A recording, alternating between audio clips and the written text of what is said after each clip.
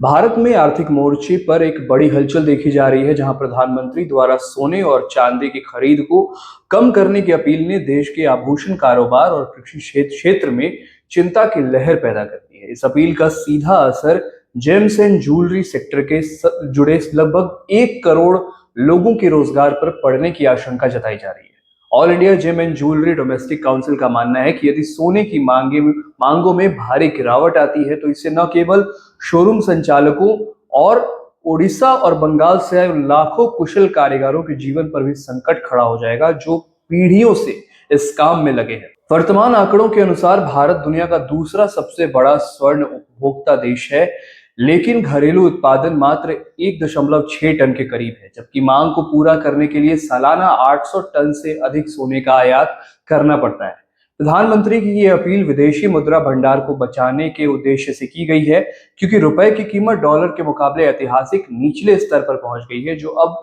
95 रुपए के पार देखी जा रही है। आर्थिक विशेषज्ञों का भी इस पर कहना है कि सोने के दाम पिछले 1 साल में अप्रत्याशित रूप से बढ़े हैं। 2024 के धनतेरस पर जो सोना लगभग 78,493 रुपए प्रति 10 ग्राम था, वो 2025 तक आते आते 1,29,580 रुपए के स्तर को छू गया और अब ये 1.5 लाख रुपए के ऊपर या आसपास बना हुआ है। इतनी महंगाई के बावजूद शादियों के सीजन में सोने की मांग बनी रहती है, लेकिन अब इसे देशभक्ति से जोड़कर न खरीदने की अपील की जा रही है। इस अपील का असर शेयर बाजार पर भी तत्काल देखने को मिला है, जहां ज्वेलरी कंपनियों जैसे टाइटन, कल्याण ज्वेलर्स, पीसी ज्वेलर्स के शेयरों में भारी गिरावट दर्ज हुई। बाजार का मानना है कि यदि ग्राहक शादियों और त्योहारों जैसे धनतेरस या अक्षय तृतीया पर सोना खरीदना बंद कर देते हैं, तो इससे जीडीपी में 7% तक योगदान देने वाला ये पूरा सेक्टर चरमरा सकता है। इसके साथ ही विदेशी निवेशकों का भारतीय बाजार से